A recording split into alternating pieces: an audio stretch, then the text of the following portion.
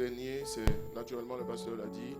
Amen. Avant de vraiment rentrer dans le thème, nous voulons bénir le Seigneur pour la vie de notre Père, coach, mentor, prophète, le pasteur Mohamed Sanogo. Alléluia. Je pense qu'il ne faut pas souffrir de dire ce qui est. Alléluia. Et chaque fois que Dieu veut transformer la vie d'une personne, il vous connecte. Alléluia. Et Dieu m'a fait la grâce. C'est un honneur pour moi. C'est un privilège que je mesure à sa juste valeur. Et je crois que chacun de nous devra en faire de même. Quelqu'un dit Amen. Alors, nous sommes en train d'intervenir sur le livre Les prodiges de la parole de foi. Le mercredi dernier, nous avons parlé spécialement de pourquoi tant de blocages. C'est le sous-thème que nous avons traité. Et ce matin, nous allons aller un peu plus loin. Et le sous-thème que ce matin nous traitons, c'est « Faisons revivre les ossements desséchés ». Alléluia. Faisons revivre les ossements desséchés.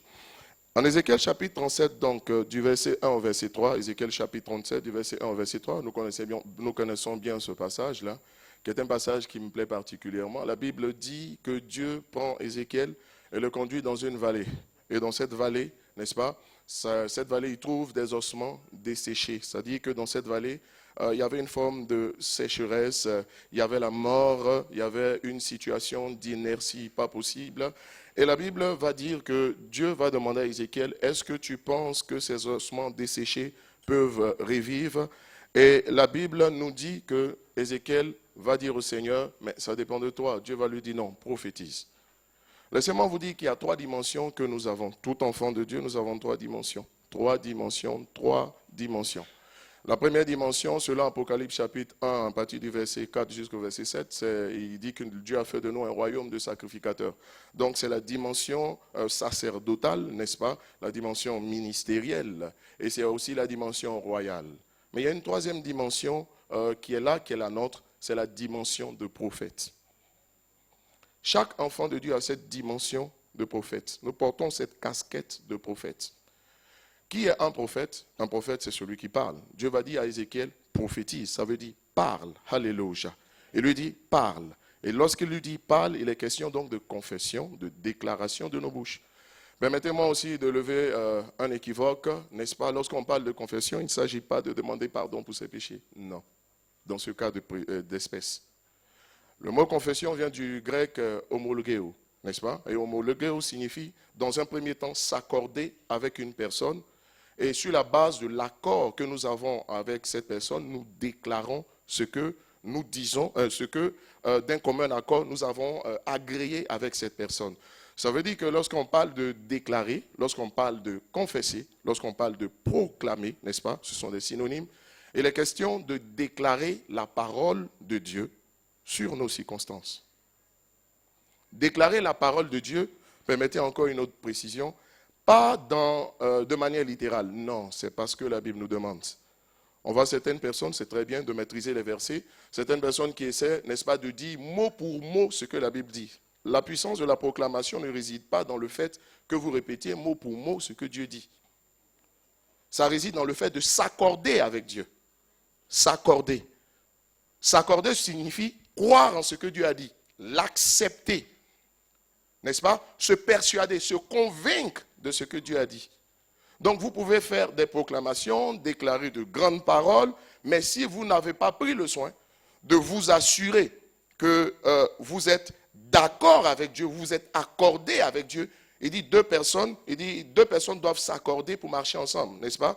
Si vous n'êtes pas accordé avec le Seigneur, il faut savoir que vous allez dire des choses peut-être puissantes, mais le problème, lorsque vous parlez, la Bible nous dit en Marc chapitre 11, verset 23, qu'il dit, si quelqu'un dit à cette montagne, ôte-toi de là, jette-toi dans la mer, s'il ne doute point en son cœur, mais croit que ce qu'il dit arrive, croit que ce qu'il dit arrive, croit que ce qu'il dit arrive, et le verra s'accomplir.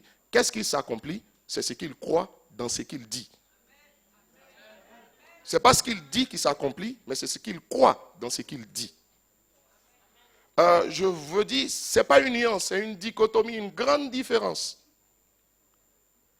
Ce n'est pas ce que vous dites qui arrive, c'est ce que vous croyez dans le lot de ce que vous dites. Est-ce que vous savez que vous pouvez dire des choses que vous ne croyez pas? C'est pourquoi il faut comprendre profondément c'est quoi les proclamations. Donc il ne s'agit pas de déclarer de manière littérale ce que la Bible dit. Non. Il s'agit de déclarer dans l'esprit. Croire est une fonction de l'esprit et non de l'intellect. On ne croit pas avec ses pensées. Non, on croit avec son esprit. Si quelqu'un dit à cette montagne, ôte-toi de là, jette-toi dans la mer, s'il ne doute point où en son cœur, ça veut dire s'il croit où en son cœur. Donc croire est une fonction du cœur. Et vous savez que le cœur, le temps ne nous permettra pas, c'est l'esprit. Et moi je bénis Dieu parce que si le corps se nourrit d'aliments, l'esprit se nourrit de la parole. Mais de quelle parole? La parole qui vient qui vient de la bouche de l'Éternel. La parole qui vient de Dieu. Donc nous sommes en train de dire quoi? Nous sommes en train de vouloir expliquer que la parole de foi, l'expression la parole de foi, il faut la comprendre. The word of faith. La parole de foi. Le mot parole, c'est ce que vous déclarez. Il dit la parole de foi. La parole de foi, c'est quoi? Ce sont des déclarations positives. Elles ne sont pas positives simplement parce qu'elles sont positives. Elles sont positives parce qu'elles viennent de Dieu. Ce sont les déclarations de la parole de Dieu que nous faisons sur nos circonstances. En accord avec Dieu dans l'esprit et non dans la lettre. C'est ça la parole de foi. Globalement, la parole de foi, c'est l'évangile. L'apôtre Paul dit en Romains chapitre 10, du verset 8 au verset 10, particulièrement le verset 10, il dit la parole est près de toi, la parole est près de toi, elle est dans ta bouche. Elle est dans ta bouche. Permettez que je vous dise que le miracle ne se trouve nulle part ailleurs que dans ta bouche. Parce que la parole est dans ta bouche. Et c'est la parole qui crée. C'est la parole qui crée. Lorsque Dieu voulait créer le monde, il n'a pas jeté des coris. Dieu a parlé. La Bible dit, et Dieu dit. Et Dieu dit. Jean chapitre 1, verset 3, vient enfoncer le clou pour nous dire ceci. Jean chapitre 1, verset 3 nous dit que toutes choses ont été faites par la parole. Ça veut dire que la parole est en amont et en aval de toutes choses.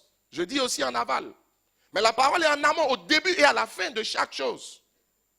La parole.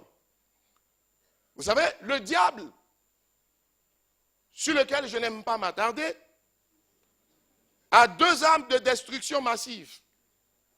Et comme le royaume des cieux fonctionne de manière diamétralement opposée au royaume du diable, c'est que Dieu aussi a deux armes de création massive et intensive.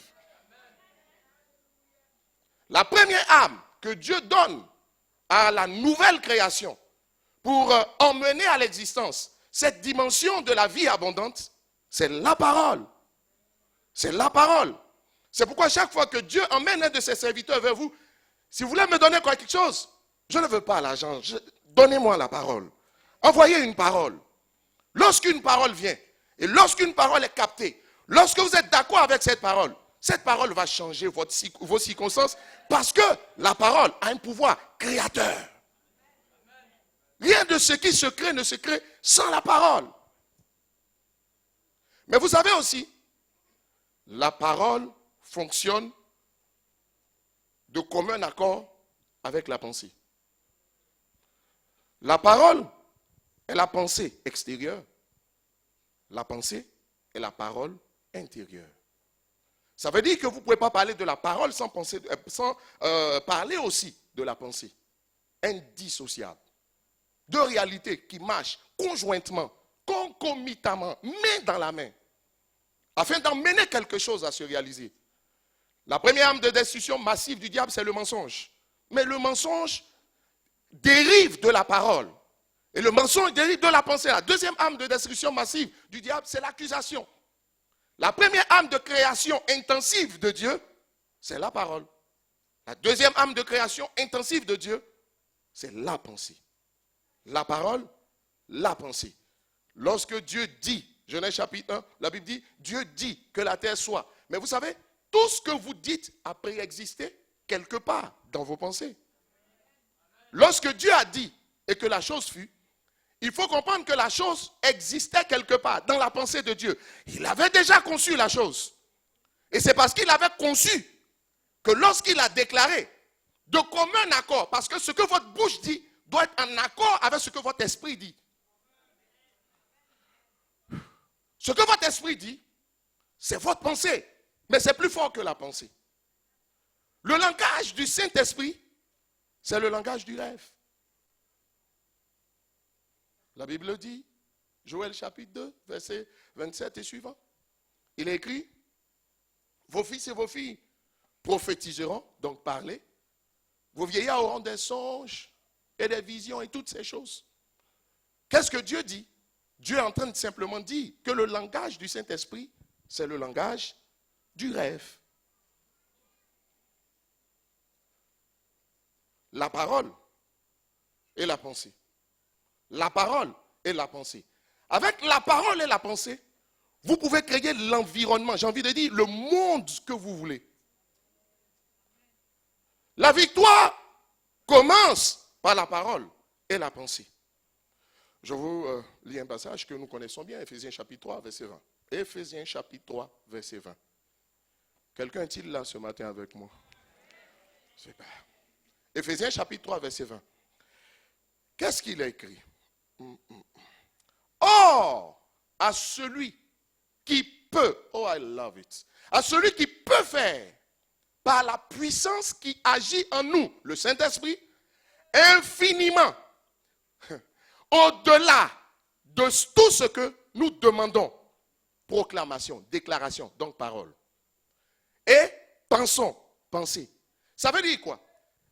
Dieu, il dit, Dieu peut faire à partir de l'instant où nous demandons et nous pensons. Donc Dieu peut faire et Dieu fait à partir du moment où vous avez un rêve et que vous confessez ce rêve. Tant que vous n'avez pas un rêve et tant que vous ne confessez pas ce rêve, Dieu qui est capable ne le fera pas. Parce que ce qui le met en mouvement, c'est à votre endroit, c'est votre rêve, c'est vos paroles. Dites-moi Amen. La Bible dit que nous avons un souverain sacrificateur. Ce souverain sacrificateur dans cette nouvelle alliance, c'est Jésus-Christ de Nazareth. Et de même que dans l'ancienne alliance, ce souverain sacrificateur entrait dans le lieu très saint, allait offrir des sacrifices. Il allait offrir le sacrifice, le sang des animaux. Le nouveau souverain sacrificateur, notre souverain sacrificateur, le souverain sacrificateur de la nouvelle création, lorsqu'il rentre dans le lieu très saint, il ne va pas offrir le sang des animaux. Son sang a déjà coulé. Mais vous savez ce qu'il offre? Parce que le souverain sacrificateur, quand il rentre dans le lieu très saint, il doit offrir quelque chose. Ce sont les confessions de nos bouches qu'il va présenter à Dieu. Qu'est-ce que tu dis? Qu'est-ce que tu déclares? Et à partir d'Éphésiens, donc chapitre 3 aussi, verset 20 que nous avons vu tout à l'heure, il faut comprendre que la dimension à laquelle Dieu travaille dans votre vie est proportionnelle au niveau ou à la dimension du rêve que vous avez. Tu rêves, tu emmènes ton rêve quelque part et Dieu qui est Dieu te montre qu'il est plus fort que toi. Il fait infiniment au-delà de ce que tu rêves. Et vous savez quoi? On ne paye pas pour rêver. Tout à l'heure dans le film, les gens aiment la gratuité, mais vous savez tout ce qui est gratuit est payé par quelqu'un. Il n'y a pas de gratuité. On ne paye pas pour rêver. Et lorsqu'on rêve, dans la mesure où ce n'est pas payant, il ne faut pas se donner de restrictions. Et la foi ne se limite pas. Parce que la foi est basée sur Dieu. Un Dieu aussi qui n'est pas limité parce que Dieu est infini. Que quelqu'un me dise Amen. La parole et la pensée. La parole et la pensée. Mais laissez-moi vous dire que la pensée en réalité, c'est un autre mot qui traduit le mot rêve. Parce que penser, c'est aussi se représenter à soi-même. Mais comment est-ce qu'on se représente à soi-même? C'est qu'on rêve. Il est écrit en Ecclésiaste chapitre 5, du verset 2 au verset 3, ça dépend des versions. Il a dit ceci, le rêve vient de la multitude des pensées. Ça veut dire quoi? Penser, c'est rêver. Dès l'instant où on pense, on s'imagine ce qu'on pense. Et lorsqu'on s'imagine, c'est-à-dire coller une image à l'idée qu'on a, on rêve. Donc la pensée, c'est le rêve. Quelqu'un me dit Amen. Je veux regarder quelqu'un, quel est ton rêve? Est-ce que tu as des rêves? Quelle est la dimension de tes rêves? Qu'est-ce que tu veux toucher avec tes rêves? Ton histoire commencera par là. Et la dimension dans laquelle tu vas voir Dieu agir, c'est par là que ça commencera. Vous savez, j'ai l'habitude de dire, certains disent, si Dieu l'a fait pour l'autre, c'est qu'il le fera aussi pour moi. Wait. Un rêve est comme un film. Puisqu'un rêve est toujours imagé. Est-ce que vous arrivez à regarder 2 fois, 3 fois le même film? Moi, je n'y arrive pas. Parce qu'au bout d'un certain moment, vous savez quelle est la prochaine étape. Ça ne sert à rien de perpétuer des rêves qui ont déjà été faits. Et vous savez, tu es tellement unique. Il dit, vous au contraire, vous êtes une race élue. Vous au contraire, à la différence des autres. Il dit, vous au contraire, vous êtes des personnes spéciales. Special people. Vous êtes des personnes spéciales. Ça veut dire quoi? Dieu veut faire avec toi ce qu'il n'a jamais fait avec personne. Or, ton problème, ta référence, c'est ce que Dieu a fait avec les autres. Et donc, le problème que tu vas rencontrer, on ne se motive pas pour la foi, c'est bien. Mais si vous vous motivez pour dire, si Dieu a fait pour lui, Dieu le fera pour moi. Et si Dieu ne l'a fait pour personne dans votre entourage? Ça se passera alors comment? J'aimerais que vous sachiez une chose. Dieu veut faire avec toi une histoire qu'il n'a jamais faite avec personne. Dieu veut écrire une histoire qu'il n'a jamais écrite avec personne. Il veut t'emmener à faire arriver les choses à une dimension où jamais personne n'est arrivé. Parce que là où les gens sont arrivés, c'est du déjà vu. Dieu ne fait jamais du neuf avec du vieux. Je me répète. Dieu ne fait jamais du neuf avec du vieux. Et souvent je ris, il y a certaines personnes qui disent, tu as raté l'occasion de ta vie. Vous savez, si vous ratez une occasion en or, Dieu vous donnera une autre occasion en diamant. Pourquoi est-ce que je te dis, non, aucune opportunité n'est ratée. La Bible dit Dieu fait revenir les choses. Je veux dire à quelqu'un avant d'aller plus loin, tu as raté une opportunité, oh ne pleure pas, ne pleure pas, ne pleure pas, ne pleure pas. Je vous ai dit que lorsque on refait une chose qui a existé, la deuxième version de la chose doit être plus puissante que la première.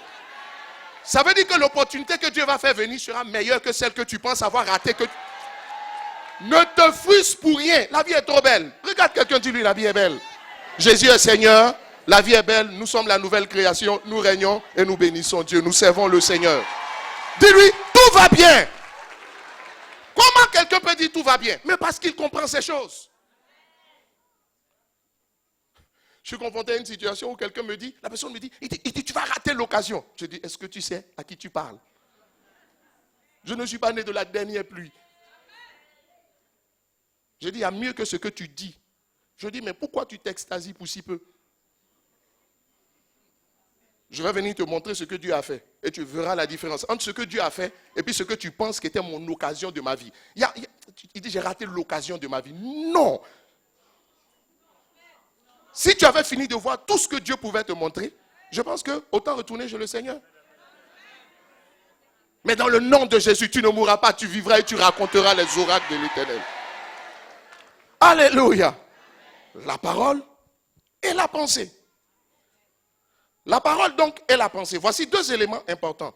La Bible dit, en Romains chapitre 10, au verset 10, il est dit, car c'est en croyant du cœur qu'on parvient à la justice et en confessant de la bouche qu'on parvient au salut.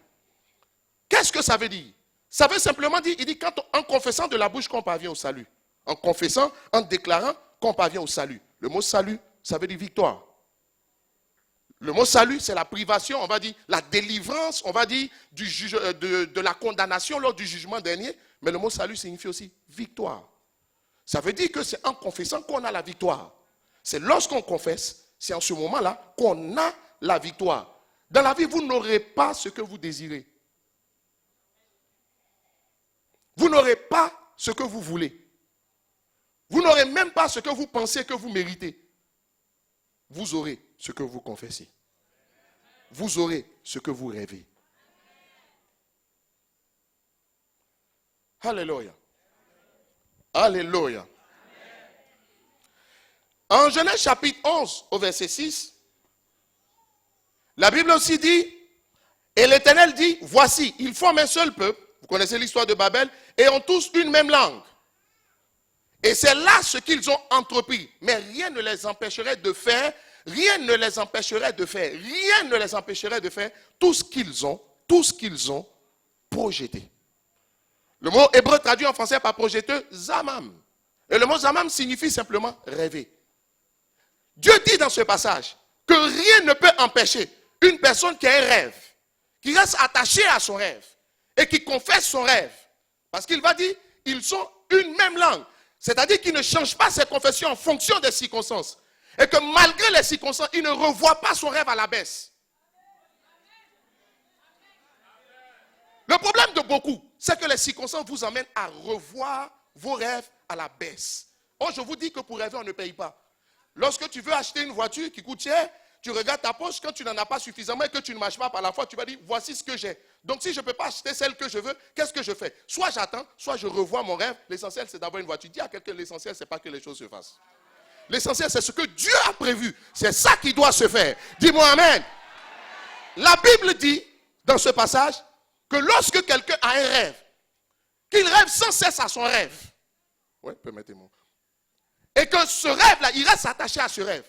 Qu'il ne change pas ses confessions, malgré les circonstances. Qu'il reste focalisé sur la même vision. Ici, c'est Dieu qui parle. Même Dieu ne peut pas l'empêcher. Excusez-moi, entre guillemets. Même Dieu ne peut pas empêcher ce rêve de se réaliser. À plus forte raison, Satan.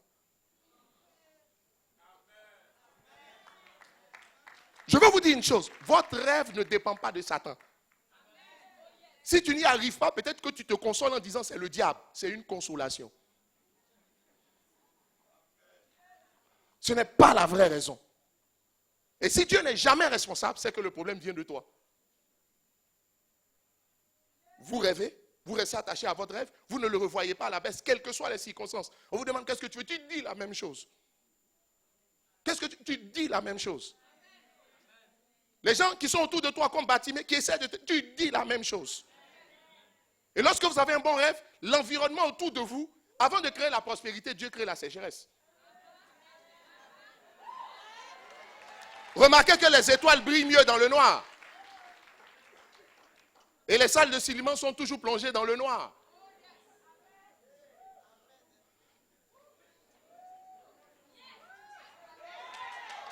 Que quelqu'un me dise Amen. Dis à ton voisin, l'histoire ne fait que commencer. En fait, Dieu cherche les vrais rêveurs. Parce que bientôt, il va chercher les vrais confesseurs. Je veux dire les déclareurs.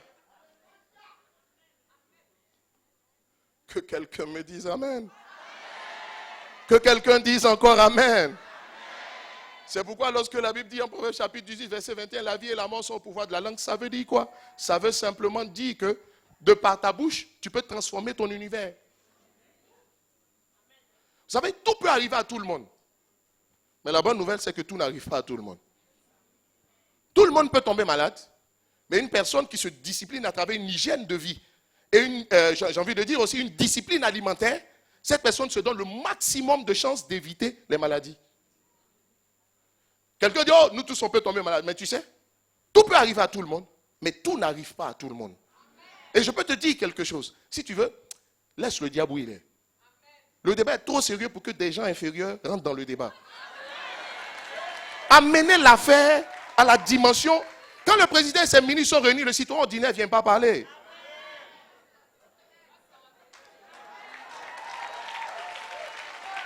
Ne fais pas comme si Satan était omniprésent. Le seul qui soit omniprésent, c'est Dieu. Mais telle chose t'arrive, tu dis Satan, c'est Satan qui a fait. Telle chose, tu dis c'est Satan qui a volé. Telle autre chose, c'est Satan qui a pris. Donc finalement, il est omniprésent. Oh, il ne l'est pas. Et les débats sont trop sérieux pour qu'ils s'introduisent furtivement ou volontairement dans les débats. Je dis quelque chose à quelqu'un, tout repose dans ta main. Tout repose dans ta main. Et comme tout ce qui arrive est le résultat de ce que tu dis, il faut que tu saches une chose. Ce n'est pas tout qui se dit. Regardez, certains disent qu'ils sont sincères, mais on peut être sincère et puis avoir sincèrement tort.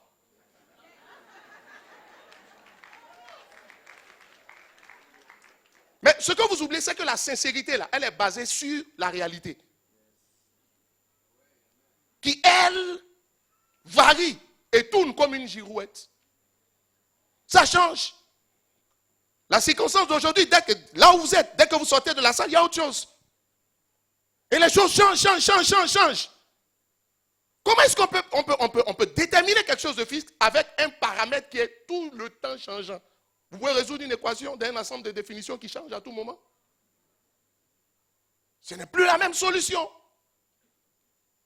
Dieu ne cherche pas des gens qui sont sincères par rapport aux circonstances. Il cherche des gens sincères par rapport à la vérité. Et lorsque nous parlons de parole de foi, nous parlons de la parole de Dieu. Et moi, je bénis Dieu. La Bible dit, personne ne peut enlever un trait d'écriture à cette loi. Ça veut dire quoi? Que les circonstances changent. La parole de Dieu attend les circonstances. C'est une façon de dire, tourne, fais ce que tu veux. Vous savez, dans un vrai match de foot, je prends une image. Il peut y avoir un joueur qui vient avec le ballon et puis fait des passements de jambes de toutes sortes.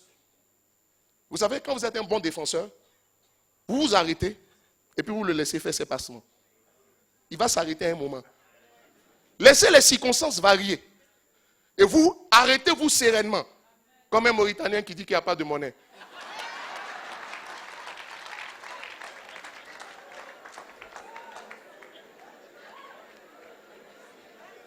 Ah ouais, qu'est-ce qui se passe? Et vous allez voir. La Bible dit, nous ne regardons pas aux choses physiques. Parce que les choses physiques sont passagères. Mais nous regardons aux choses invisibles. Parce que les choses invisibles sont éternelles. Qui peut me dire la couleur d'une parole? Donne-moi la couleur de la parole que tu viens de prononcer. La parole n'a pas de couleur. La parole n'est pas physique. Tu ne peux pas l'attraper. Donc ça veut dire quoi? Les choses qui sont éternelles, c'est la parole. Et laquelle des paroles? La parole de Dieu. Dis à quelqu'un, laisse les circonstances changer. En réalité, le mot latin qui traduit le mot circonstance, circumstare, ça veut dire quoi? Ça veut dire tourner en cercle. Toute personne qui se focalise sur ce qu'il entend, ce qu'il voit, ce qu'il sent, sensation, ou bien ce qu'il touche, il faut savoir une chose, tu t'enfermes dans un cercle. Et tu jettes la clé quelque part. Mais moi, je bénis Dieu. C'est que quand tu te ressaisis, les anges reprennent la clé pour venir ouvrir la... Dites-moi amen. Dites-moi amen. Que faut-il déclarer? Puisque ce que nous déclarons conditionne notre monde. Première des choses qu'il faut déclarer. Joël chapitre 3, verset 10. Joël chapitre 3, verset 10. Je débroussaille pour arriver à l'essentiel, bientôt. Joël 3, verset 10. De vos joyaux, forgez des épées, et de vos cèpes des lances. Que le faible dise, je suis fort. Je dis, on ne confesse pas, on ne déclare pas. Ce n'est pas tout qui se dit. Dans le monde spirituel, ce n'est pas tout qui se dit. Et faites attention aux gens qui sont sincères, comme je l'ai expliqué tout à l'heure. Sincères par rapport à la réalité. Dieu cherche des gens sincères par rapport à la vérité qui est sa parole. Il dit que le faible dise je suis fort. En réalité, à quoi assistons-nous? Le faible, à l'habitude, quand il ouvre la bouche pour parler, c'est pour dire qu'il est faible. Tu demandes à quelqu'un qu'est-ce qui se passe, il dit Abidjan est dur. Peut-être qu'Abidjan est dur, mais la Bible dit, le faible ne doit pas dire je suis faible, mais le faible doit dire je suis fort. Ça veut simplement dire qu'on ne doit pas confesser ce qu'on vit, mais on doit confesser ce qu'on veut. Il y a ce que tu vis et puis il y a ce que tu veux. Soit dit en passant, faites attention à ceux qui aiment être encouragés, qui doivent passer de personne en personne et expliquer ce qu'ils vivent. Lorsque vous confessez une parole, vous amplifiez la réalité de la parole confessée. Donc s'il y a une situation que vous l'expliquez, chaque fois que vous la confessez, elle prend de l'ampleur. Elle prend de la magnitude. Elle grandit. Elle s'amplifie. Ce qu'il faut confesser, ce n'est pas ce que tu vis. Le faible ne dit pas « je suis faible ». Dieu dit « non ». Ça, ce n'est pas le langage de la foi. Ce n'est pas le langage de la nouvelle création. La nouvelle création, le faible dit « je suis fort ». Le faible ne dit pas « je suis faible », mais le faible dit « je suis fort ». J'entends quelqu'un qui dit « ça dépend des circonstances ». Je vais t'expliquer tout à l'heure que, en fait, ça ne dépend pas des circonstances, ça dépend de ta préparation. Un élève qui a passé toute une année scolaire à étudier ou à travailler de manière studieuse, il se donne le maximum de chances lorsqu'il va à l'examen de réussir. Qu'il réussisse, ce n'est pas un événement, mais qu'il échoue, c'est là qu'il y a un événement. Ça dépend de ta préparation. Et c'est là, sur ce point, que je veux m'appesantir. Deuxième chose, en fait, si vous confessez ce que vous vivez se prolonge.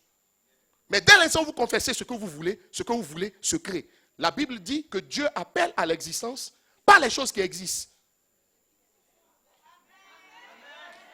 Dieu ne parle pas pour appeler à l'existence.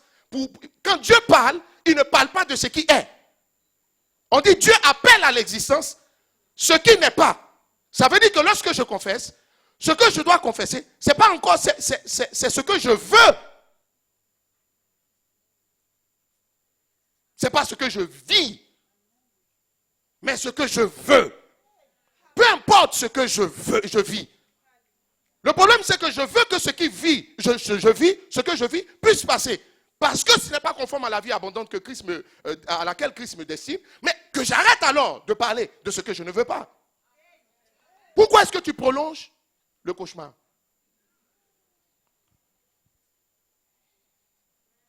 Vous savez, lorsque vous commencez à marcher à un homme de foi, vous dites qu'il ne dit jamais la vérité. Non, il ne ment pas. Le problème, c'est que ce que tu appelles la vérité, c'est la réalité. Et il n'a pas été engendré, il a été engendré par la parole qui elle-même est la vérité, pas une vérité. J'appelle à l'existence ce qui n'existe pas. Comment je les appelle? En déclarant Romains chapitre 4, verset 17. Deuxième chose qu'il faut confesser, là je vais à la vitesse de la lumière, 3, 10 puissance 21. Hébreux chapitre 10, verset 23. La Bible dit, retenons fermement la profession. C'est un mot pour dire confession, déclaration de notre espérance. Car celui qui a fait la promesse est fidèle. Dans ce passage, il nous est dit que ce que nous devons confesser, ce sont nos espérances. C'est quoi espérer? Rêver positivement l'avenir. Donc ce que je confesse, c'est mes rêves. Je ne confesse pas mes cauchemars. Mais mes rêves. Je ne confesse pas mes circonstances, mais mes espérances. Vous savez, il a dit, ce que tu crains, c'est ce qui t'arrive. Ce que tu redoutes, c'est ce qui t'atteint. Lorsque j'ouvre la bouche pour parler, en dépit de mes circonstances, c'est pourquoi Dieu dit à Abraham, lève les yeux de l'endroit où tu es. Et il va lui dire ceci, regarde le ciel, compte les étoiles du ciel, regarde la terre, compte. En réalité, je vous explique, Dieu voulait l'emmener à les admirer. Car ce que vous admirez, Dieu vous le donne. Il dit, si tu peux admirer ces choses, regarde comme elles sont belles, compte-les. Pour les compter, les étoiles, ça veut dire que passe du temps à les admirer. Passe du temps à les contempler, passe du temps à rêver à cela. Ces choses-là se feront dans le nom de Jésus. Dans le nom de Jésus. Quand est-ce que c'est fait? Là n'est pas le problème, mais ça se fera dans le nom de Jésus.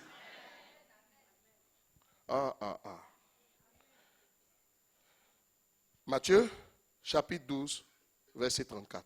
Troisième catégorie de choses qu'il faut confesser.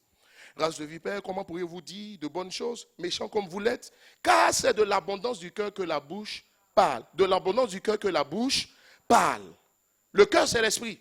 C'est de l'abondance du cœur que la bouche parle. Amen. Ça veut dire que ce que nous confessons doit venir du cœur. Or, comme croire est une fonction du cœur, ça veut dire que tu dois confesser ce que tu crois et non ce que tu penses. Confesse ce que tu crois et non ce que tu penses. Penser est une fonction de l'intellect. Et l'intellect te donne des raisons objectives d'accepter ou de refuser certaines choses. Je pense que lorsque une femme a 9 mois, il faut qu'elle accouche. Ça, c'est ce que je pense. C'est ce que je sais par l'information, par la formation ou par l'éducation. Mais j'ouvre la bouche pour confesser ce que je crois. Or, ce que je crois doit être la parole. Ça veut dire quoi? Je dois confesser la parole et non mon expérience. La parole et non mon expérience. Alléluia. Maintenant. Et le clou, comment parvenir à confesser ton rêve alors que tu vois que tu ne peux pas t'empêcher de confesser tes cauchemars ou bien tes circonstances? C'est là le nœud du problème. Et c'est là la question à laquelle nous répondons maintenant. Comment y parvenir? La première des choses qu'il faut savoir, pour parvenir justement à confesser ce qu'on sait qu'il faut confesser, parce que tout le monde sait qu'il faut confesser les choses positives. Tout le monde sait qu'il faut confesser la vie pour avoir la vie et non la mort. Parce que si tu confesses la mort, tu récoltes ce que tu confesses. Nous le savons tous. Mais comment y parvenir? Première clé. Il faut avoir les regards ou les yeux de la foi. Avoir les regards ou les yeux de la foi. En général, ce que tu dis est le résultat de ce que tu es à l'intérieur. Ce que tu dis est le résultat de ce que tu es. 1 Samuel chapitre 16, verset 7. 1 Samuel chapitre 16, verset 7. Et l'Éternel dit à Samuel, ne prends point garde à son apparence et à la hauteur de sa taille. Je l'ai rejeté. L'Éternel ne considère pas ce que l'homme considère. L'homme regarde à ce qui frappe les yeux. Mais Dieu regarde au cœur. L'homme regarde à ce qui frappe les yeux. Mais Dieu regarde au cœur. Si le cœur c'est l'esprit, ça veut dire que l'homme regarde à ce qui se remarque aisément. À ce qui se remarque facilement. Je vous pose la question. Lorsque vous regardez une personne, qu'est-ce que vous voyez d'abord? Généralement, les défauts sont toujours plus grands que les qualités. Lorsque vous regardez, est-ce que ce sont les défauts que vous voyez premièrement ou est-ce que ce sont les qualités? Vous savez, quand le problème va se poser à vous et que vous serez dans le feu de l'action, ce qui va faire la différence, c'est votre préparation. En temps normal, comment vous fonctionnez? La foi, ce n'est pas juste une façon d'obtenir les choses, c'est un style de vie. La foi n'est pas un pneu secours, c'est le pneu titulaire. Quand vous regardez, qu'est-ce que vous voyez? Vous savez, je ne sais pas regarder les défauts des gens. C'est pas ce qui m'intéresse d'abord. Les défauts se regardent, on n'a pas besoin de faire des efforts. La Bible dit, Dieu regarde au cœur. Le cœur, c'est l'esprit. Dieu regarde aux choses invisibles. Ça veut pas parce qu'elles ne sont pas. Ce sont les choses qu'il faut chercher avant de voir. C'est ça que Dieu regarde. Mais il y a des choses qui apparaissent. Souvenez-vous de l'expérience de tout le tableau blanc et puis il y a un petit point noir. Tout est blanc autour. Et le blanc est supérieur au point noir. Mais le problème de beaucoup, c'est le point noir qui voit. Comment tu te conditionnes tous les jours? S'il vous plaît, ta préparation fera la différence.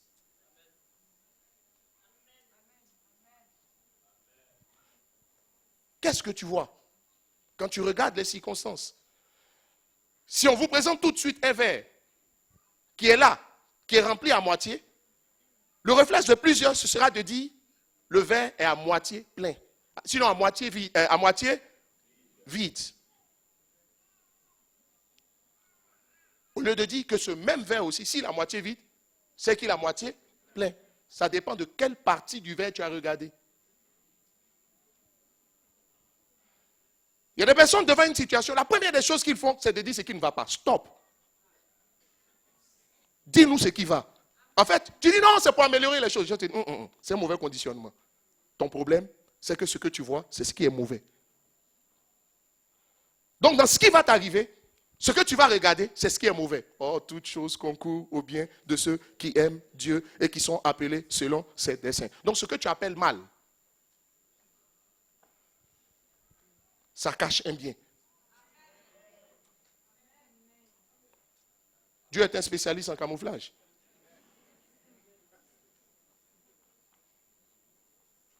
Qu'est-ce que tu vois? Et j'ai vu que tu peux marcher. Comment Jésus a pu marcher avec Judas pendant 3 ans et demi? Alors qu'il est omniscient. Donc il savait que Judas était celui qui allait le trahir. Et comment Jésus l'appelle mon ami? En général, celui qui est votre ami, vous vous retrouvez sur la base de vos qualités d'abord. Jésus le regarde et puis Jésus ne voit pas son cœur qui est mauvais. Jésus cherche en lui ce qui est bien. Est-ce que vous savez que vous pouvez marcher avec tout le monde?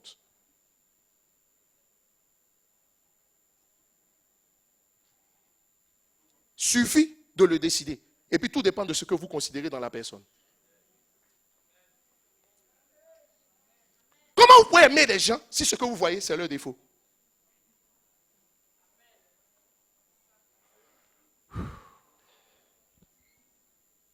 Qu'est-ce que tu vois? As-tu le regard de la foi? Où as-tu le regard? Jésus, où as-tu mis? Où est votre foi? Ça dit, qu'est-ce que vous regardez?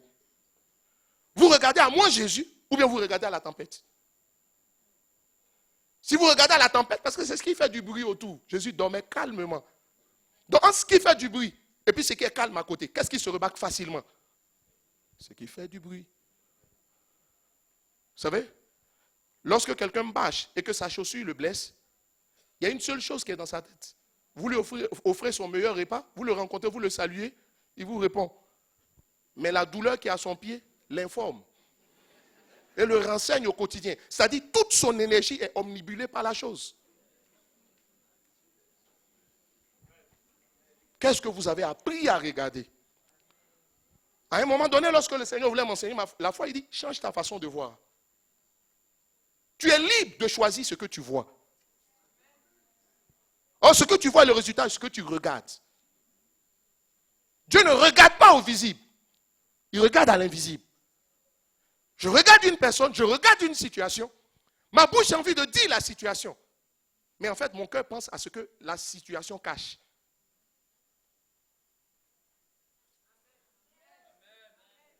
Romains 8, verset 28, toutes choses concourent au bien de ceux qui aiment Dieu et de ceux qui sont appelés selon son dessein. Ça veut dire quoi? Si Dieu qui est tout puissant, qui peut arrêter une situation, la situation que tu vis ne l'arrête pas, ça veut dire que la situation que tu vis contribue à accomplir ou à atteindre un de ses objectifs dans ta vie. Donc au lieu de penser au mal que ça te fait, pense plutôt, tu dis, Seigneur, qu'est-ce que ça cache? Ce n'est pas la même attitude. Une situation insoutenable peut devenir soutenable simplement parce que vous avez changé le regard. Or, le problème de la bouche, c'est que la bouche dit ce qu'elle regarde, ce qu'elle voit. Que quelqu'un dise Amen. Quelqu'un est-il là ce matin? Deuxième élément, deuxième clé pour nous permettre de pouvoir confesser à tout moment nos espérances, non nos cauchemars, confesser ce que nous voulons et non ce que nous vivons. Deuxième clé. Il faut garder son cœur. Il faut garder son cœur. Ou encore, il faut protéger son esprit. C'est de l'abondance du cœur que la bouche parle. Ça veut dire quoi? Tout ce que tu vas dire est le résultat de ce qui est inside, dans le cœur. C'est de l'abondance du cœur que la bouche parle. Ça voudrait dire quoi? Le cœur, c'est l'esprit. Le cœur, c'est l'esprit.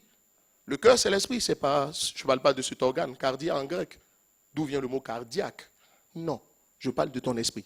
Garde ton esprit.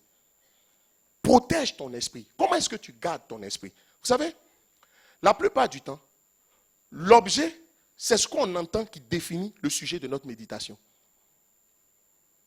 Ce à quoi tu réfléchis ou tu penses est le résultat de ce que tu as entendu. Là, je suis en train de vous parler de la foi. Ceux qui sont focalisés pensent à ce que je dis. Pendant que je parle, puisque c'est ce qui rentre, ils sont en train de réfléchir là-dessus. Sur ce que je dis. Sur ce sujet-là. Ça voudrait dire quoi? Ça voudrait dire qu'il faut faire attention à ce qu'il rentre. Ce que vous entendez. Il y a de petites choses qui sont peut-être des détails pour certains, mais qui font de grandes différences. Quel genre de personne es-tu? Aimes-tu les colportages? Ça dit qu'on t'assoit et puis on doit t'expliquer tes situations. Ah bon? Qu'est-ce qui s'est passé? Non. Je crée avec mes pensées, je crée avec ma parole. Je dois protéger mon outil de production. Tu veux me dire quelque chose, je te pose la question. Ça va m'édifier ou bien ça va me retarder? Tu sais quoi? Tu sais ce qui s'est passé? Généralement, quand une phrase commence, quelqu'un vous approche avec tu sais quoi? Je dis stop, c'est bon. Parce que ce qui vient par la suite ne va pas forcément vous aider. Protégez votre esprit. Est-ce que vous savez que si vous n'avez pas entendu quelque chose sur quelqu'un, vous vivez mieux avec la personne? Jusqu'au jour où quelqu'un vient, tu dis, tu sais quoi? Puis tu dis, ah, donc c'est comme ça, il est mauvais dès. Tout est parti de quoi? Ce que tu as permis, ce que tu as entendu. Lorsque Jérémie dit, ce à quoi je veux penser, c'est ce qui me donne de l'espoir. Ça veut dire quoi? Je choisis, je suis maître de ce sur quoi je veux méditer. Or, ce sur quoi je médite va déterminer ce que je vais dire. Quand je suis là, je médite au plan de Dieu dans ma vie. Je médite à la prochaine étape. Je médite aux grandes choses que Dieu va faire. Je médite, n'est-ce pas, à la solution que je suis pour les nations. Je médite, n'est-ce pas, à tout ce dont la terre aurait été privée si je ne laissais pas. Je médite à ce que Dieu attend de moi. Quelqu'un me dit Amen. Quelqu'un me dit Amen. La vie des autres, si ce n'est pas pour les aider, ça ne m'intéresse pas. J'ai beaucoup à faire.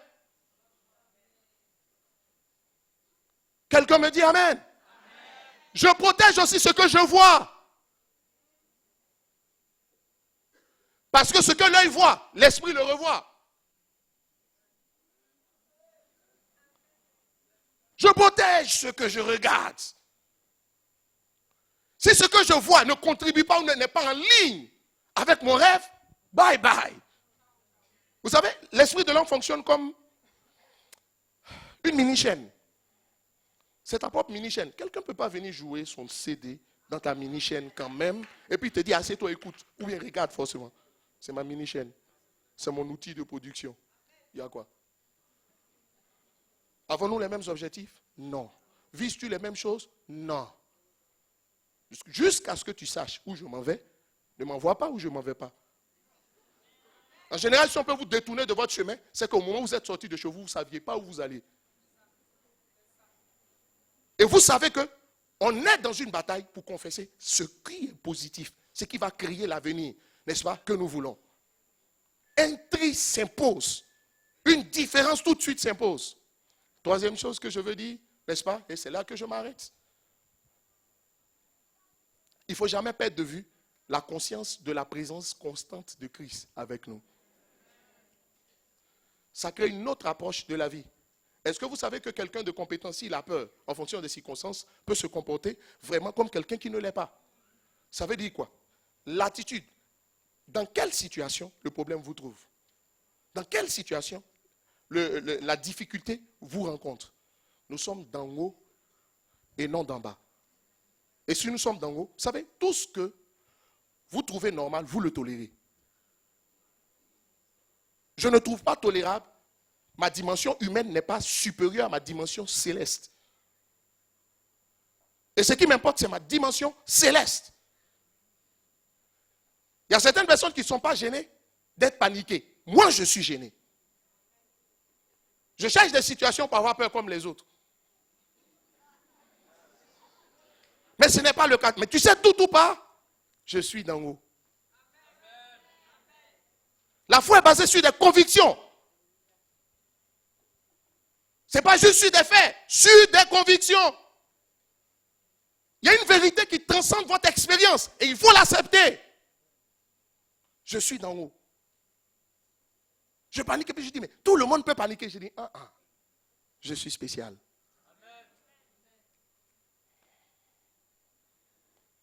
Parce que c'est ta panique qui fait qu'au lieu de dire, je suis vainqueur, tu dis, on souffre à bien. Et tout part de cette conscience. Christ avec moi. Je me suis demandé, vous savez, le plus important dans la vie, ce n'est pas ce qui arrive. C'est qui était avec vous au moment où ce qui est arrivé s'est produit. Et je sais que tant que je marche dans l'obéissance à la parole, Christ est avec moi. Maintenant, je n'ai pas compris les disciples. Jésus était dans la barque et il paniquait. Donc ça voudrait dire que dans leur esprit, la barque allait se renverser. Vous imaginez dans Fraternité de Nazareth? On dit la barque s'est renversée. Jésus s'est noyé. Et puis il trouvait ça normal. Quand Jésus s'est réveillé, il était upset. Il dit, mais qu'est-ce qui se passe, les amis? Donc vous imaginez que je peux être dans la barque et la barque va se renverser? Et puis, Fraternité Nazareth va rentrer. Et le corps de Jésus est au CHU de Nazareth. Je veux dire quelque chose à quelqu'un. Même lorsque je marche dans la vallée de l'ombre, de la mort, je ne crains aucun mal. Pas à cause de ma force, mais à cause de celui qui est avec moi. Et il dit, je suis avec vous tous les jours jusqu'à la fin du temps. Quel est le problème? Justement, il n'y a pas de problème. Dis à quelqu'un, Jésus au contrôle. Jésus est dans la place.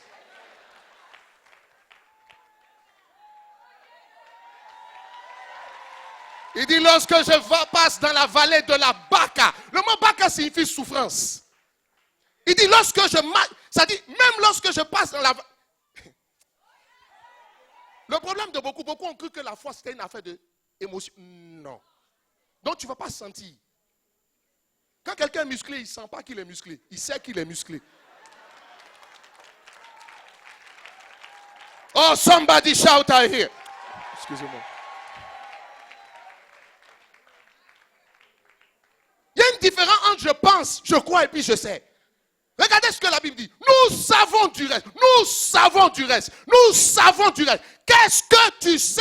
Je sais que mon Rédempteur est vivant et c'est lui qui interviendra le dernier. Vous savez ce qui est intéressant? Ça veut dire que Jésus est le dernier correcteur. Attends, quand tu vas à un examen puis on corrige la copie, la note du dernier correcteur, c'est ce qui reste. Ça veut dire quoi? Jésus laisse d'abord Satan faire. Et puis après, il vient et dit, petit, tu sais, ici, c'était une erreur. Celui qui a la dernière correction avec moi, quel est le problème? Justement, il n'y a pas de problème. Dis à ton voisin, quel est le problème? Le voisin répond, il n'y a pas de problème, tout va bien, Jésus est Seigneur. C'est pourquoi la femme sunamite qui venait de perdre son enfant dit, tout va bien. Quelle est la conscience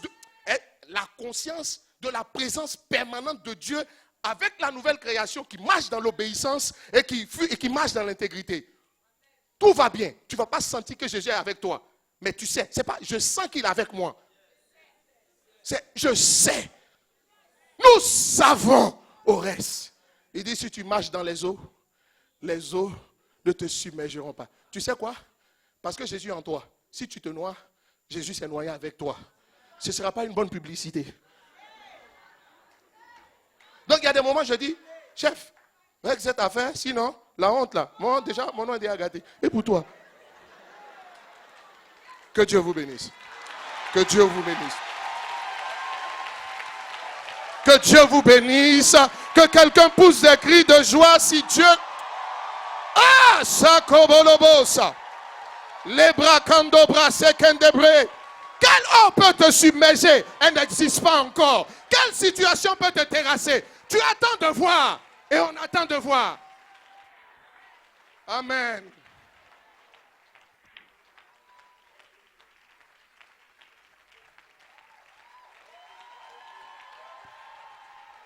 Alléluia. Acclame Jésus, acclame Jésus.